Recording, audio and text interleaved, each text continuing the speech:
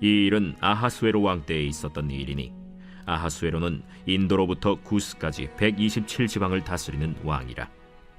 당시에 아하수에로 왕이 수산궁에서 즉위하고 왕위에 있은 지 제3년에 그의 모든 지방관과 신하들을 위하여 잔치를 베푸니 바사와 메대의 장수와 각 지방의 귀족과 지방관들이 다 왕 앞에 있는지라.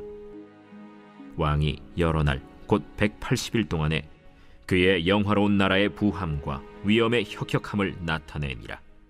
이 날이 지남에 왕이 또 도성수산에 있는 귀천간의 백성을 위하여 왕궁 후원들에서 7일 동안 잔치를 베풀세 백색, 녹색, 청색 휘장을 자색 가는 배줄로 대리석 기둥 은고리에 매고 금과 은으로 만든 걸상을 화반석, 백석, 운모석, 흑석을 깐 땅에 진설하고 금잔으로 마시게 하니 잔의 모양이 각기 다르고 왕이 풍부하였으므로 어주가 한이 없으며 마시는 것도 법도가 있어 사람으로 억지로 하지 않게 하니 이는 왕이 모든 국내 관리에게 명령하여 각 사람이 마음대로 하게 함이더라. 같은데요. 성경 에스더를 읽어보면 에스더서에서는 잘 아시다시피 아시는 분도 계시겠지만 하나님이 등장하지 않습니다. 하나님이라는 단어도 안 나오고요. 그 다음에 여호와라는 단어도 안 나옵니다. 에스더서에서는. 그래서 이 에스더가 예전에는 이게 성경에 포함되어야 되는가 안 되어야 되는가 뭐 이런 논란이 학자들 가운데도 있기도 했습니다. 자, 그렇지만 에스더서를 우리가 끝까지 읽어보면 이 역사를 주관하시는 이 하나님의 이 보이지 않는 손길이 분명하게 나타나고 있습니다. 그래서 특히 하나님을 모르는 이 세상의 사람들 그리고 세상의 권력자들, 하나님을 모르는 이들이 행하는 이 악한 일들을 통해서도 하나님은 하나님의 일을 이루어 가신다라는 것을 우리가 이 에스더를 통해서 잠깐 볼 수가 있습니다.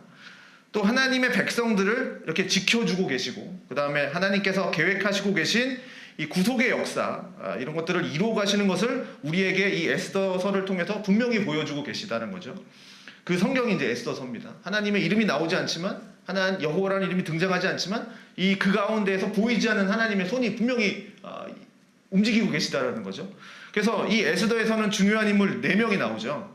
당시 페르시아 왕이었던 아하수에로, 그리고 이제 유대인들을 몰살시키려고 하는 이제 하만, 그리고 왕의 암살 음모를 막아내기도 했지만 하만에게 굽히지 않아서 유대인을 몰살하고자 하는 계획을 촉발시키는 이 유대인의 영웅이었던 이제 모르드게, 그리고 이제 잘 아시는 죽으면 죽으리다라고 하면서 이제 유대인을 살려내는 에스더. 이 사람들이 이제 주요 등장 인물이 되겠습니다. 자, 이들이 펼쳐가는 일들로 하나님께서 이 세상의 이 역사를 어떻게, 그리고 하나님의 백성들을 어떻게 이제 구원하여 가시는지를 우리가 차근차근 좀 보도록 하겠는데요. 자, 1절은 보면 이 당시 페르시아가 얼마나 큰 제국인지를 이제 보여주고 있는데요.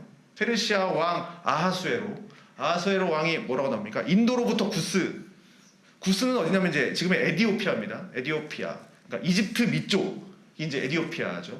그러니 이제 지도를 펴놓고 보면 인도로부터 아프리카까지 에디오피아까지 그 땅을 보면 얼마나 넓은 영토입니까? 이 페르시아 제국이에요. 그러니까 이 페르시아 제국 영토입니다. 엄청난 영토죠. 이 아하수에로 왕이 누구냐? 이 사람은 역사적으로 너무나도 잘 알려져 있는 왕이죠. 이 사람이 왕이었던 기간이 주전 486년부터 465년. 그러니까 이 사람의 아버지가 이제 다리오 1세입니다. 그래서 다리오스 1세. 아하수에로 왕, 그럼 이제 뭐로 유명하냐면 여러분 잘 아시다시피 이제 그리스하고 전쟁을 하죠. 그때 이제 살라미스 해전, 그리스하고 전쟁하는 그 살라미스 해전. 그래서 거기서 그리스에게 지죠. 그래서 영화 302편에서 배경이 되는 거기 등장하는 왕이 이 아하수에로 왕입니다. 물론 그 영화가 좀 과장된 부분도 있지만 그 당시 가장 강력한 페르시아를 구축하고 있었던 왕이 바로 이 아하수에로 왕입니다. 그 엄청난 이제 영토를 다스리기 위해서 이제 행정 능력이 있어야겠죠. 이 영토를 다스리려면. 그래서 아하수에로는 이제 그런 능력이 있었던 왕이었습니다. 그래서 지역을 어떻게 합니까? 127개로 쪼갭니다.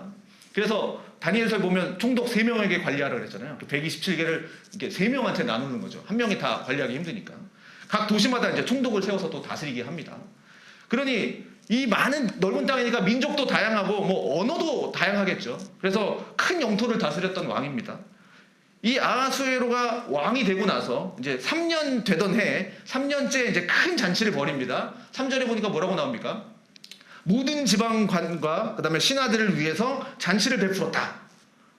자, 그 기간이 자 180일이라고 합니다. 180일. 그러니까 180일. 그러면 거의 뭐 6개월 동안 나라가 엄청난 잔치를 벌인 거죠. 180일 동안 잔치를 베푸니까. 그리고 뭐 넓은 영토와 모든 지방관 관리들, 뭐 신하들 다 불러서 이제 잔치를 했으니까 이때 초청된 인원이 15,000명 정도 됐다고 합니다. 그러니까 6개월간 15,000명이 이제 먹은 거예요.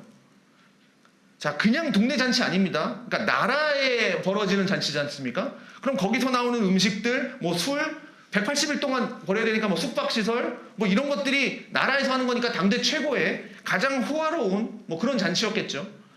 자, 이런 게 보여주는 게 뭐냐? 이런 것들이 보여주는 게 뭐냐? 페르시아가 이만큼 강하다. 그러니까 국민한테도 보여주지만 그 이방 나라들한테도 보여주는 거죠. 페르시아가 이만큼 강대한 나라다. 이만큼 부자다. 돈도 있다. 음식도 있다. 군사력도 있다. 그 누구도 페르시아에게 반기를 들 수 없다. 그런 나라라는 걸 이제 보여주는 겁니다. 그러니까 허세를 부리는 거죠. 과시하는 겁니다. 그래서 4절에 보면 그 나라의 부함과 위엄, 혁혁함을 나타냈다. 뭐 이렇게 나오지 않습니까? 자, 아하수에로가 이렇게 큰 잔치를 벌인 이유가 뭐냐? 왜 벌였냐? 이게 그냥 벌인 게 아니라는 거죠. 정치적인 다 계략이 있었습니다. 그냥 하는 게 아닙니다. 아하수에로가 아직 정복하지 못한 땅들 있지 않습니까? 그러면 그 땅이 있는데 아까도 얘기했듯이 그리스죠. 아직 그리스는 점령을 못했어요. 그러면 그리스를 정복하기 위해서 자기 혼자 갈 수 없잖아요. 자기 나라 혼자 갈 수 없으니까 없는 거 각 지역의 모든 관리들의 협조를 받아야 된단 말이죠. 그래야 전쟁을 할 수 있으니까. 그들의 백성들을 또 보내야 되고 뭐 군대로 보내야 되고 또 뭐 음식 보급품도 받아야 되고 뭐 물자들 이게 나라에 바쳐야 되는 거죠. 그래야 전쟁을 할 수 있으니까. 그러니 그렇게 하도록 물밑 작업을 지금 벌이는 겁니다. 잔치를 통해서 이만큼 나라의 부함을 보여주는 거죠. 내가 너희들에게 지금 이만큼 잘해주고 있다. 보면서 나에게 충성해라. 우리 같이 전쟁하자. 그리스 전쟁하자. 그리스랑 전쟁에서 이기자. 이제 이러고 있는 거죠. 자, 그렇게 180일 동안 잔치를 베풀었는데 이걸로 또 끝이 아닙니다. 180일 동안 벌였는데 그게 뭐라고 그럽니까? 이번에는 7일 동안 또 잔치를 벌이는데 180일이 끝난 다음에 일반 백성들을 위해서 이제 또 잔치를 벌이는 겁니다. 그래서 도성이었던 수산에 있는 백성들, 그러니까 빈부 귀천에 상관없이 그들을 왕궁 정원에 이제 뜰에 모으는 거죠. 그래서 잔치를 베푸는데 뭐 천민 백성들이 언제 가서 왕궁에서 음식 먹어보겠습니까? 그러니까 왕이 음식 먹으면서 왕이 쓰는 그릇을 사용하면서 언제 한번 먹어보겠습니까? 그러니까 막 너무 좋은 거죠. 7일 동안 또 일반 백성들을 위해서 잔치하니까. 그래서 그렇지만 이것도 왕이 가지고 있는 계략인 거죠. 언제든 내 말을 들어라. 그래서 부른 거죠. 자, 7절, 8절 보면 이렇게 나옵니다. 금잔으로 마시게 하니 잔의 모양이 각기 다르고. 자, 금으로 만든 그릇들이 다 다른 거예요. 똑같은 그릇이 하나도 없는 겁니다. 개별적으로 만든 것이겠죠. 왕이 풍부하였으므로 어주가 한이 없다. 무슨 말이죠? 술이 끝없이 나왔다는 거죠. 왕이 풍성하게 이제 계속 먹였다는 거죠. 마시는 것도 법도가 있어서 사람으로 억지로 마시지 않게 했다. 그러니까 자기들이 다 마음대로 다 할 수 있도록 해준 겁니다. 야, 너희 편한 대로 먹어. 그냥 이렇게 해준 거예요. 그런데 오늘 본문 주요 사건이 나오죠. 그것은 보통 사람들에게 했던 7일째, 그러니까 7일째 했던 것부터 시작하면 아까 180일 치면 이제 7일 더하면 187일째, 이제 187일 동안 잔치를 벌였는데 왕이 얼마나 187일 동안 잔치를 했으면 기분이 좋았겠습니까? 얼마나 좋았겠습니까? 뭐 이런 잔치에 뭐 술이 빠질 수 없었을 것 같으니까. 그러니까 6개월 내내 술 취했겠죠. 그냥 잔치를 계속 벌였으니까. 왕도 뭐 계속 술에 취했겠죠. 그래서 아하수에로가 이때 좀 너무 취했나 봐요. 그래서 술에 너무 취해서 기분이 너무 좋은 나머지 갑자기 이제 이상한 생각을 하는 거죠. 이제 그걸 생각에서만 그치지 않고 이제 실행에 옮깁니다. 그러니까 자기 왕후, 자기 부인을 데리고 오라! 이제 한 겁니다. 그 명령을 내려요. 그래서 10절에 보면 뭐라고 나옵니까? 주흥이 일어나서 이렇게 나오죠. 주흥이 일어나서. 그러니까 이 잔치를 오늘날 우리가 하는 파티라고 생각하시면 안 됩니다. 그냥 우리 파티하니까 모여 이런 걸로 생각하시면 안 돼요. 그 고대 사회입니다. 그러니까 이 당시는 고대 사회, 남존 여비 사상이 확실한 그 시대라는 거죠. 그러니 이런 잔치들은 남자들만 하는 겁니다. 그러니까 이런 잔치에 나오는 여자들은 어떤 여자냐면 기생이나 창녀 같은 여자들이 거기 있는 겁니다. 일반 여자들은 거기 거의 없어요. 그러니 왕비가 이런 데 간다? 이거는 일반적인 상식이 아닌 겁니다. 그런데 지금 자기 부인을 부른 거죠. 그리고 내 부인이 얼마나 이쁜지 봐라. 아리따움을 봐라. 막 이런 거 하는 거죠. 미모가 얼마나 출중한지 봐라. 그 미모를 자랑해라. 지금 아하수에로가 이러고 있는 거죠. 그러니까 이건 정상적인 남편이라면 시키지 않을 일이고 아마 술에 취하지 않았으면 이런 일을 하지 않았을 텐데 지금 이 왕은 술에 취해서 지금 이 행동을 하고 있다는 거죠. 그래서 이때 왕후가 무엇을 하고 있었냐면 구절을 보니까 이때 왕후 와스디도 여인들을 위해서 따로 잔치를 베풀고 있었습니다. 그러니까 다른 곳에서 이제 베풀고 있었던 거예요. 여인들만 모아가지고. 그러니까 여긴 남자들만 하는 잔치니까 여자들을 위해서 따로 또 왕후가 잔치를 베풀고 있었던 거죠. 여자들도 소외되지 않도록. 그런데 왕후 와스디가 이제 이 왕의 명령을 딱 듣고 어떻게 했냐면 12절 보시면 그러나 왕후 와스디는 내시가 전하는 왕명을 따르길 싫어하니 왕이 진노하여 마음속이 불붙는 듯하더라. 자, 이 왕후 와스디는 왕의 명령을 따르지 않습니다. 이유는 뭐 정확하게 나오지 않지만 추측은 할 수 있겠죠. 지금 남자들이 벌이고 있는 이 술잔치에 가면 굴욕당할 게 뻔하니까. 그러니 이건 정당한 일이 아니고 뭐 이렇게 생각을 했을 거고 그래서 가지 않습니다. 그랬더니 아하수에로 왕이 어떤 반응을 보이냐면 진노가 마음속에서 불붙는 것처럼 엄청나게 화난 거죠. 생각해 보십시오. 아하수에로예요. 내가 아하수에로예요. 내가 거대한 나라의 왕이에요. 이 제국의 왕이에요. 그 누구도 내 명령, 자기 말에 토달지 못합니다. 그런데 자기 명령을 어긴 사람이 등장했어요. 그것도 부인이에요. 그러니 화가 머릿속에서 막 치밀어 오르는 거죠. 막 주체할 수가 없는 겁니다. 그런데 이제 뭐 어떻게 되냐면 이 페르시아에서는 왕이 현자들, 그러니까 지혜로운 사람에게 묻는 이제 전례가 있습니다.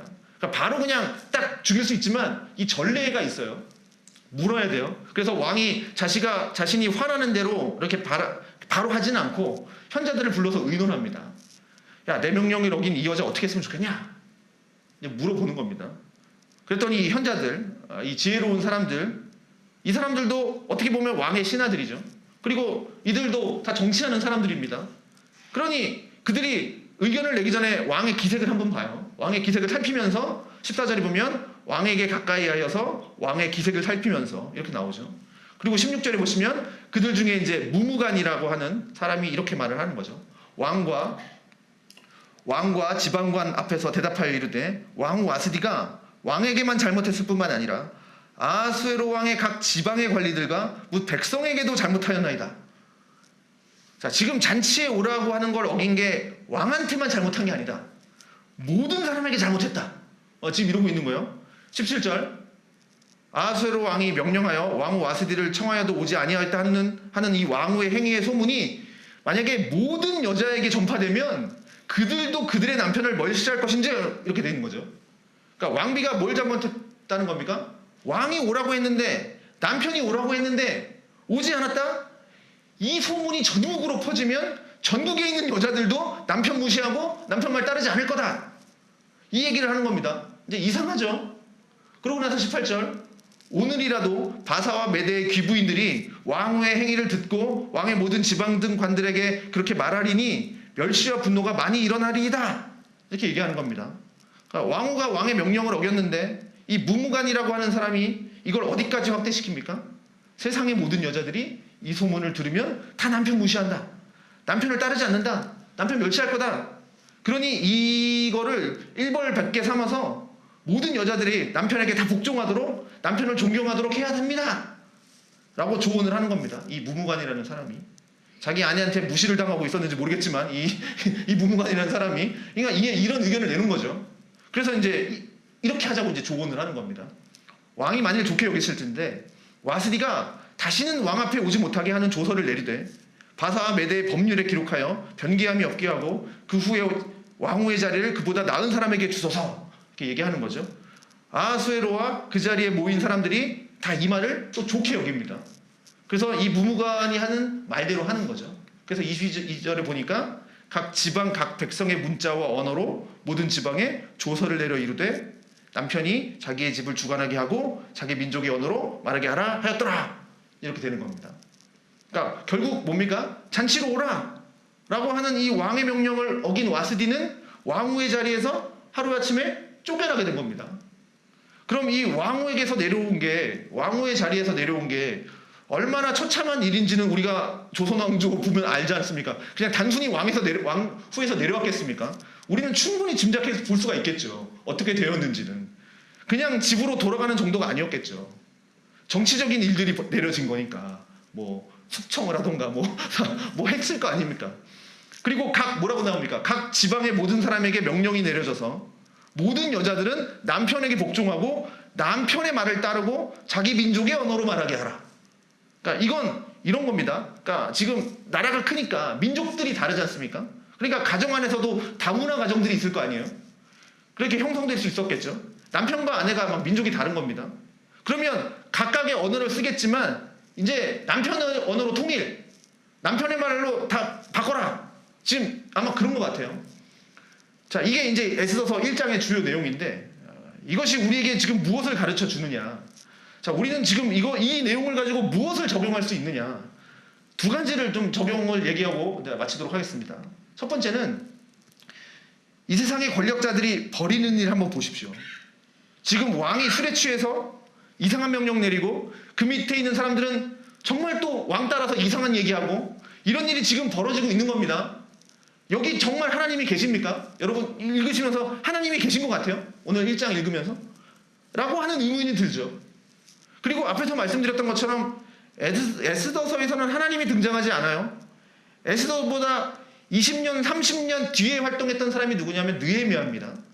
느헤미야를 보면 느헤미야가 페르시아 왕국, 똑같은 페르시아예요. 페르시아 왕궁에서 왕의 술 맡은 관원장인데 왕 앞에 가서 술을 따라주었던 느헤미야였는데 그런데 이 느헤미야는 왕 앞에 갈 때도 이렇게 느헤미야서에 보면 나옵니다. 하나님께 기도하고 막 하나님 앞에 구하고 그러면서 하나님께서 뭐 어떻게 인도하시고 그런 것들이 나오는데 오늘 에스더서를 보면 전혀 그런 거 안 나옵니다. 에스더든지 뭐 모르게든지 뭐 하나님께 기도하고 뭐 이런 장면 없어요. 자, 그리고 다니엘서 보면 또 바벨론 왕 벨사살 막 잔치 벌이지 않습니까? 내일 모레 볼 건데 1000명 불러놓고 그때 하나님 손이 나타나서 막 이렇게 쓰지 않습니까? 글자 메데메데 우바르신 쓰지 않습니까? 되게 우바르신 쓰지 않습니까? 여기는 그런 것도 없어요. 자, 그래서 이 에스더서가 보면 어쩌면 우리의 모습을 조금 더 잘 보여주고 있기도 한 것 같아요. 하나님이 없이 살아가는 사람들. 그래서 이 아하수에로, 그 다음에 왕비 와스디, 그 다음에 여기 이제 무무간, 그 다음에 수만의 귀족들, 일반 백성들, 이런 사람들이 이 왕궁에 모여서 사내짐이 먹고 마시고 놀고 술 취하고 그러고 있을 때 그들이 술 먹으면서 하나님을 생각했겠습니까? 이들은 하나님을 모르는 사람들이죠. 그냥 그 자리에서 먹고 마시고 즐기는 사람들이에요. 이것이 세상에서 살아가고 있는 사람들의 모습인 거죠. 하나님 없이 살아가는 사람들의 모습. 그렇게 먹고 마시면서 사람들은 다 자기를 위해서 많은 생각하고 많은 계획 꾸밉니다. 그런데 이런 잔치는 특히 공짜로 베풀어진 이런 잔치, 세상의 권력자들이 베풀어주는 이런 호화로운 잔치들은 절대 공짜가 아니라는 걸 기억하십시오. 다 자기를 위해서 정치적으로 행하는 일들입니다. 자, 이렇게 받아먹은 사람들, 언젠가는 이들을 위해서 아마 희생을 요구할 때가 분명히 올 겁니다. 그리고 이런 잔치가 깨끗한 잔치겠습니까? 거룩한 잔치겠습니까? 온갖 음란하고 더러운 일들이 그 자리에서 막 펼쳐지고 있을 겁니다. 그리고 왕은 술에 취해서 지금 이상한 명령 내리고 그 명령을 따르지 않는 왕인데 상식적으로도 지금 이상한 조언을 하는 이런 신하들을 보면서 그리고 갑작스럽게 막 법령이 내려지는 걸 보면서 선한 것이 하나도 없어 보입니다. 그런데 이 순간에도 하나님은 일하고 계신다라는 거죠. 우린 그걸 기억해야 됩니다. 지금 이런 막 불합리한 것 같이 보이는 하나님이 없는 것 같은 암흑 것 같은 시대에도 하나님은 일하고 계시다. 이 일로 인해서 어떻게 됩니까? 에스더가 왕후가 되죠.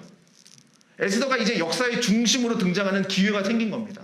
그리고 앞으로 10년 후에 무슨 일이 일어나냐면 이 사건 이후로 10년 후에 하만에 의해서 유대인들이 몰살당할 위험에 처하게 되죠. 바로 당장 일어나는 일 아닙니다. 하만 일어나는 거. 10년 후에 일어나는 일이에요. 그러니 지금 당장 그런 일이 있을 거라고 그 누구도 아무도 상상하고 있지 않은 그런 때였지만 하나님은 지금의 그 위기 속에서 하나님의 백성들을 구하시기 위해서 지금 1장에서 지금 이 일들을 하고 계시고 이 일들이 누구를 통해서 이루어지냐면 자기의 이익을 위해서 그리고 또 하나님 없이 살아가는 사람들의 이런 모습들, 행태들을 통해서 하나님은 하나님의 백성들을 구원해시는 그 과정들이 펼쳐지고 있다는 겁니다. 계속해서 우리가 보겠지만 이후 에스더가 왕비가 되고 유대인들을 구해냅니다. 그러면 에스더가 왕비가 되는 것이 갑자기 막 우연히 일어난 겁니까? 그게 아니라는 겁니다. 이렇게 악에 빠진 사람들이 자기들이 행하는 일들로 인해서 하나님의 일꾼들이 그 자리에서, 그 행하는 그 자리에서 하나님의 일을 하나씩 감당해 나간다는 겁니다. 이게 하나님의 일하심이고 우린 이것을 하나님의 섭리라고 부르는 겁니다. 자, 두 번째입니다. 그러면 우리는 지금 당장 하나님이 하시는 모든 일을 바로 이해할 수 있느냐? 그럴 수는 없다라는 겁니다. 내가 지금 하나님이 일하심을 바로 이해할 수는 없다라는 거죠. 이렇게 세상의 권력자들이 자기를 위해서 지금 이상한 일을 벌이고 있을 때, 상식적이지도 않은 법들을 만들어내고 있을 때, 자기의 권력을 위해서 백성들을 이용하고 있을 때, 아, 이게 무슨 일인가? 우린 당장에는 알 수 없습니다. 지금 우리가 살아가고 있는 이 역사 속에서 오늘 일어나고 있는 이 일이 과연 어떠한 결과를 만들어낼 건가? 우린 당장 알 수 없죠. 오늘날 이 거대한 역사, 아니면 뭐 지금 대통령이 하는 일, 정치하는 사람들이 하는 일, 이것뿐만이 아니라 지금 나에게 일어나는 일들 있잖아요. 오늘 내가 뭐 내일 출근해서 해야 되는 일, 오늘 가정에서 일어나는 일들, 거기서 나타나는 일들도 우리는 다 이해할 수 없지만, 그리고 생각해 보려고 해도 뭐 찾아볼 수도 없겠지만, 그런데 우린 이걸 알아야 된다는 거죠. 세상의 사람들이 이것을 알고 싶어 해서 점을 치지 않습니까? 내일 일어날 일에 대해서 무당에게 가서 막 이렇게 한번 물어보고 뭐 별일들을 다 하죠. 하지만 사실 우리가 지금 일어나고 있는 이 일에 대해서 완벽하게 알 필요는 없습니다. 그렇지만 우리가 알아야 할 것은 따로 있습니다. 뭐냐면 바로 하나님이 나의 모든 것을 다 알고 계시고, 그리고 나의 인생을 신실하게 인도하고 계신다는 거. 지금도 나를 가장 좋은 길로 인도해 가시는 길이고, 나를 이 거대한 악의 세력으로부터 구원해 내시기 위해서 참된 평안의 길로 인도하여 내시는 과정이다. 그거를 알고 있으면 우리의 미래를 알 필요가 없는 거죠. 그러니 오늘 당장 일어난 일이, 이 일이 나에게 지금 무슨 결과로 다가올까? 그것까지는 내가 지금 당장은 알 수 없더라도, 아, 지금 일어나는 이 모든 것이 하나님이 나를 인도해 가는 과정이구나. 그걸 알고 있으면 된다라는 얘기입니다. 그래서 우리가 할 일은 뭡니까? 하나님이 하신 일을 보면서 기다리는 겁니다. 이건 기다린다라는 게 아무것도 하지 말고 기다려라, 그냥 누워 있어라, 그 말을 하는 게 아니라, 우리는 오늘도 그리고 또 내일도 우리에게 주어진 이 삶의 현장에서 최선을 다하면서 살아가고 또 열심히 살아가야 되지만, 그럴 때 하나님은 이 세상의 역사가 흘러가면서 우리의 자리에서 세우실 거라는 거죠. 그리고 거기에서 우린 또 하나님의 일하심을 드러내면서 살아갑니다. 자, 그런데 이 모든 것은 하나님이 주관하여 가시는 일이시니 그 하나님을 기다리라라고 하는 겁니다. 자, 왕비가 쫓겨납니다. 그런 다음날 바로 에스더가 왕이 되느냐? 아닙니다. 이제 내일 보겠지만 여기서도 3년의 시간이 흐릅니다. 그렇게 좀 더디더라도 하나님은 하나님의 일을 해나가고 계시는 거고, 우리가 서야 할 자리에 하나님은 그렇게 우리를 불러서 세워주시는 겁니다. 에스더서가 우리에게 그걸 가르쳐주는 거죠. 그러니 이 모든 것이 하나님이 맞추어 가시는 퍼즐입니다. 다 흩어져 있지만 그걸 하나하나씩 지금 맞춰가고 계신 겁니다. 그러면서 우리는 하나님을 신뢰하고 하나님을 의지하면서 살아가는 겁니다. 자, 하나님이 보이지 않는다고 해서, 하나님의 이름이 나타나지 않는다고 해서 하나님이 없는 것이 아니고, 하나님은 계속 우리와 함께 하십니다.